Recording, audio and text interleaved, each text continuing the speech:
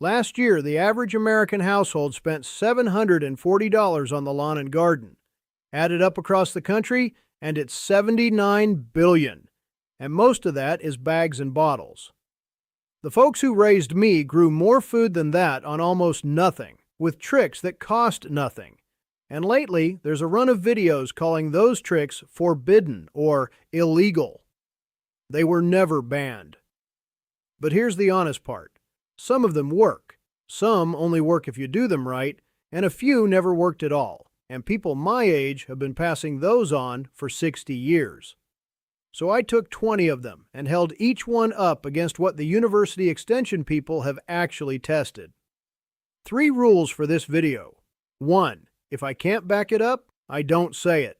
You'll hear the name of the university behind every claim. 2. When one of these doesn't work, including a couple I did myself for years, you'll hear that too. 3. There's one thing I'll point you to about halfway through, and I'll tell you when I get there. Everything else here is free. The illegal part first. In 1970, Congress passed the Plant Variety Protection Act. It let seed companies protect new varieties, and it wrote in the right to save seed for your own use. If a bean is open-pollinated, and every heirloom is, you can save it, swap it, and plant it forever. The one real exception is a variety under a utility patent, which is rare on a home garden rack, and the catalog will tell you. What changed is the rack itself. Most of it now is F1 hybrid, 2 parent lines crossed on purpose. The plant is fine. Its seed just doesn't come true, because the next generation splits back toward the parents. You didn't lose a right. You're being sold seed you can't save at $3 to $5 a packet every spring. That's legal, and so is walking away from it. So, trick 1. Save your own seed and start with the crops that make it easy. Beans, peas, lettuce, and tomatoes pollinate themselves, so the seed comes back as the same plant. Peppers mostly do, but bees will cross a hot one with a sweet one, so keep those apart. Beans. Leave 2 or 3 pods on the healthiest plant until they're brown and rattle. Shell them, and make sure a fingernail won't dent the seed before it goes in a paper envelope. Tomatoes. Squeeze the gel and seed into a jar. Let it sit 2 or 3 days until a skin of mold forms. That ferment dissolves the coating that keeps the seed from sprouting, then rinse and dry on a paper plate for a week. Label everything with the variety and the year. A cool, dry drawer keeps most of it good for 3 to 5 years, and if you're not sure, 10 seeds on a damp paper towel in a bag for a week tells you. Where it gets hard is squash, corn, and the cabbage family. Those cross with the neighbors, so the seed you save may not be the plant you grew. Buy those. Save the rest.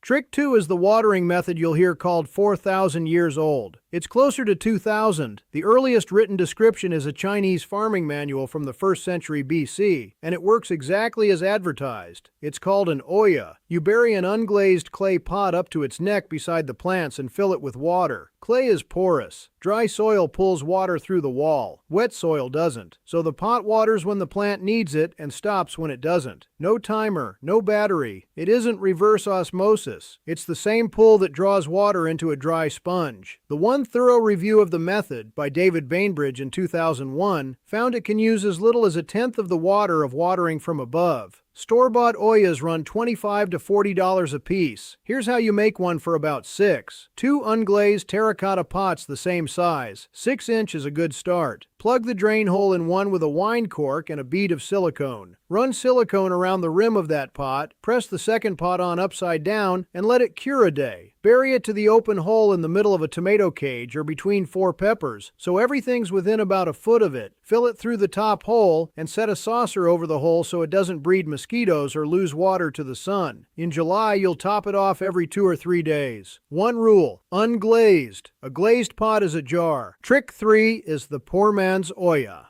a buried bottle.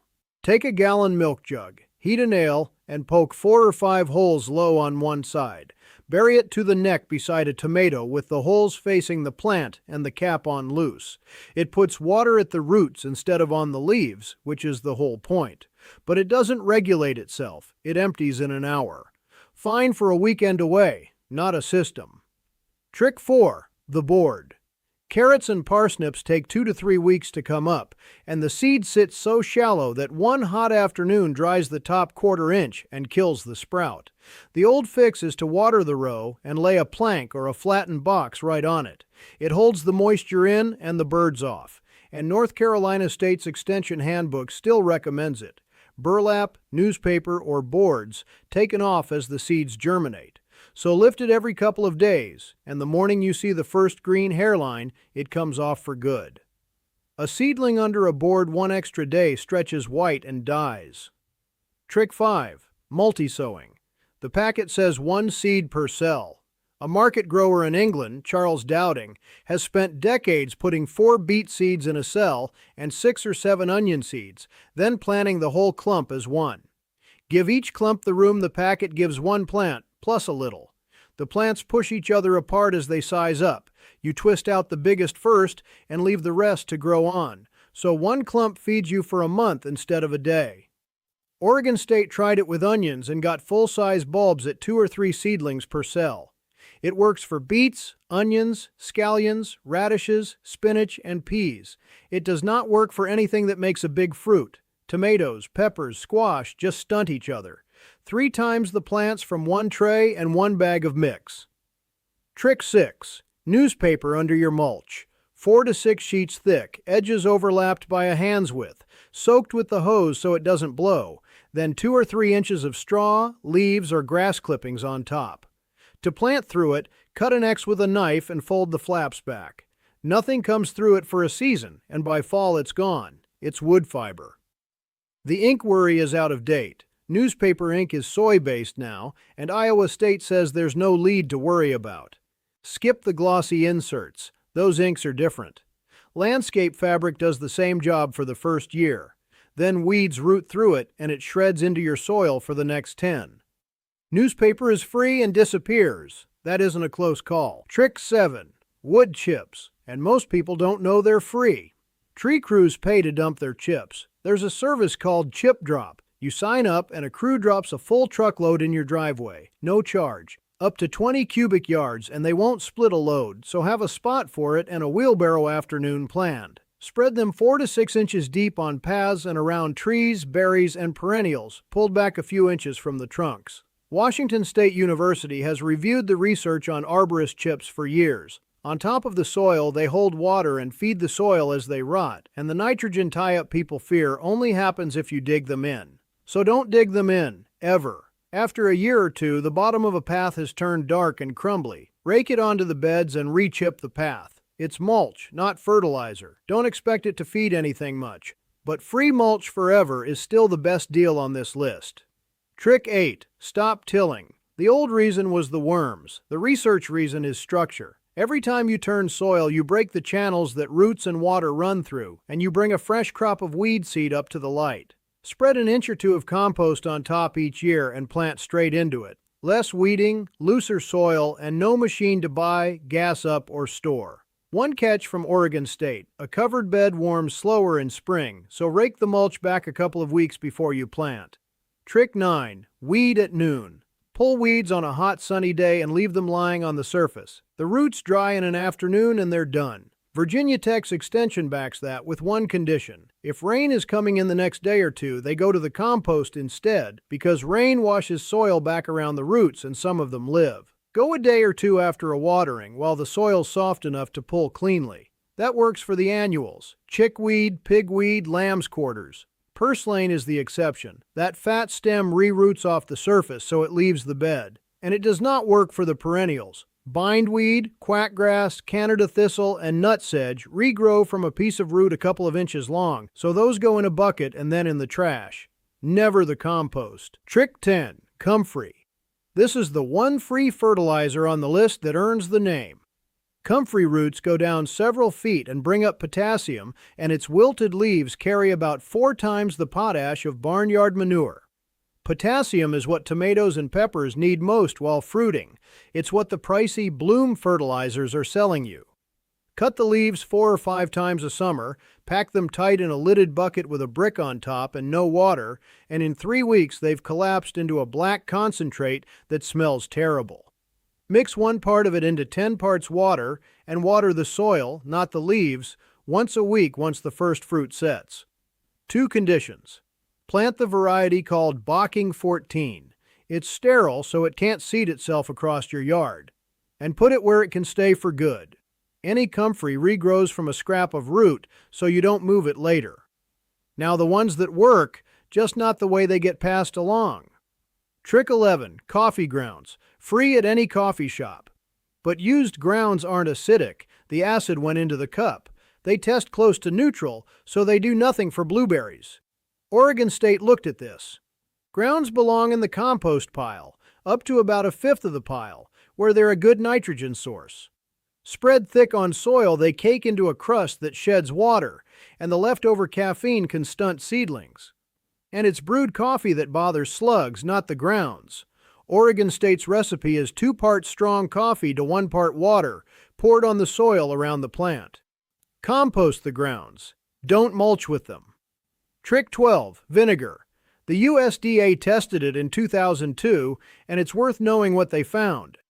Household vinegar is 5% acetic acid, and it killed weeds that were under 2 weeks old. Bigger weeds needed 20%. That isn't a kitchen product. That's horticultural vinegar, and at that strength it burns skin and can blind you. Goggles and gloves, no exceptions. Either strength only kills what it touches. It burns the top off, and the root sends up a new one. So it's a driveway crack tool for small weeds on a hot sunny day, sprayed until the leaves are wet. And don't follow the advice to mix it 1 part vinegar to 2 parts water. That turns 5% into under 2, which kills nothing. Which brings us to trick 13, the one in every cabinet, and I'll be straight with you. It was in mine for years. Epsom salt for tomatoes. Epsom salt is magnesium sulfate. Tomatoes need magnesium, except most garden soil already has plenty. Washington State University's review is blunt. If your soil isn't short on magnesium, adding it is poor management that can injure the plant. And North Dakota State's extension goes further. The more magnesium in the soil, the less calcium the plant takes up. Calcium shortage is what causes blossom end rot, the black bottom on the fruit.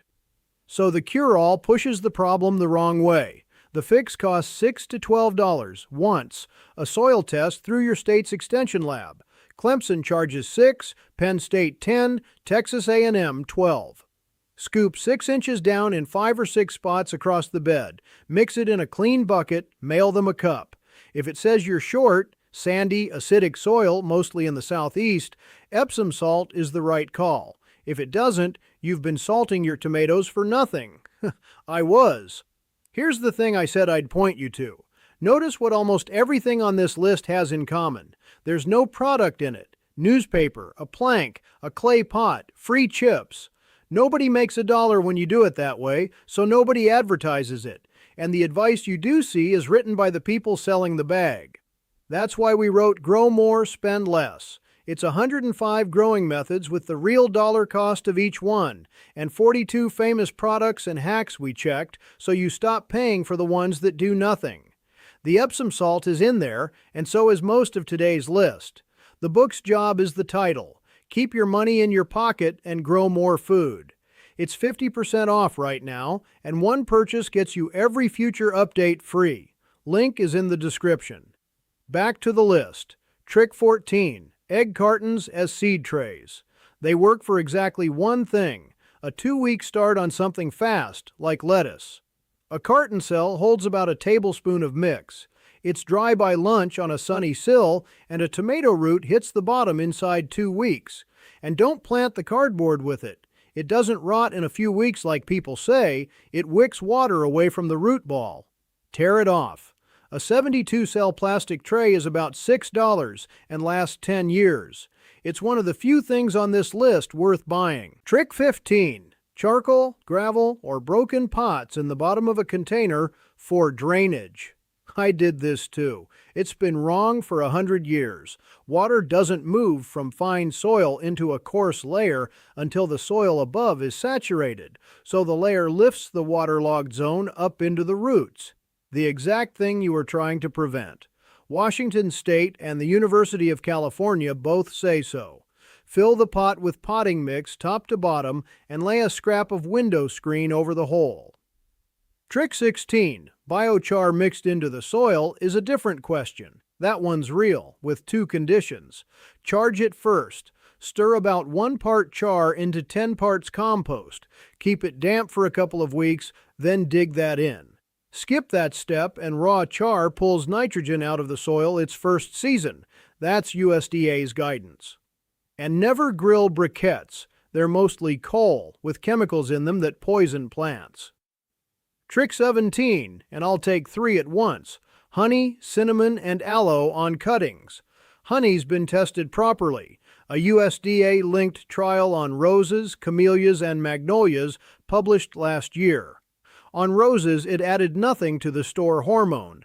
On camellias, it made no difference, and on magnolias, one kind of honey helped.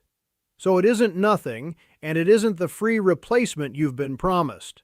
Cinnamon is mildly antifungal on a cut surface, and that's as far as the evidence goes. Aloe is the one with a pulse. In a couple of small trials, aloe gel matched store rooting hormone on root length, but none of that is what roots a cutting. This year's growth, pencil thick, cut in early morning below a leaf node. Strip the lower leaves, bury 2 nodes in a moist mix of half perlite and half potting soil. Tent a clear bag over it and set it in bright shade, not sun. If you root woody plants, roses, figs, blueberries, a jar of rooting hormone is about $6 and lasts years. It's one of the few jars the research supports. Trick 18, turmeric in the soil for root rot and ants. There's no trial behind it. Root rot is a drainage problem. Fix the drainage. Ants on your plants are farming aphids, and a hard spray from the hose every couple of days knocks the aphids off and sends the ants elsewhere. Trick 19, aspirin spray. The idea isn't crazy. Aspirin is acetylsalicylic acid, and salicylic acid is a real plant hormone, the signal a plant sends through itself when it's attacked, switching on defenses everywhere at once. That part is settled science. The backyard part isn't. The one university trial on it at Rhode Island sprayed tomatoes with 1 or 2 tablets per gallon and got a dry summer with no disease, so it couldn't tell whether the spray did anything. No extension service recommends it. The 20% faster growth you'll hear has no study behind it. It's a few cents a gallon if you want to try it in a wet year. Just don't skip spacing and airflow for it. Trick 20, pine needles, good mulch. They knit together, don't blow, don't pack down, and rain goes straight through. What they don't do is acidify soil. Fresh needles are acidic. By the time they've browned and dropped, most of that is gone, and the University of New Hampshire's extension says even a 2 to 3 inch layer won't change the soil pH enough to measure. So rake them up and use them anywhere. Don't use them instead of sulfur if your blueberries actually need acid soil. The soil test covers that too. So here's the scorecard. 9 of the 20 work as advertised. Seed saving, Ollas, the board, multi-sowing, newspaper, wood chips, no-till, noon weeding, and Comfrey. 5 work if you change how you do them. The buried bottle, coffee grounds, vinegar, biochar, and pine straw. 1 is unproven, aspirin. 5 cost you plants or money. Epsom salt on untested soil, egg cartons past 2 weeks, anything in the bottom of a pot, the kitchen rooting aids, aloe aside, and turmeric.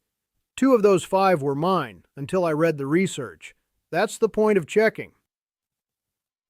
If you do 3 things this weekend, sign up for ChipDrop, glue 2 clay pots into an Olla, and let a bean vine go to seed, under $10 total, and mail the soil test this fall, September or October, while the lab isn't backed up. You'll have all winter to fix whatever it says. I put together this book in an ebook format with all my secret methods. Do check it out on my website, farmeasy.shop.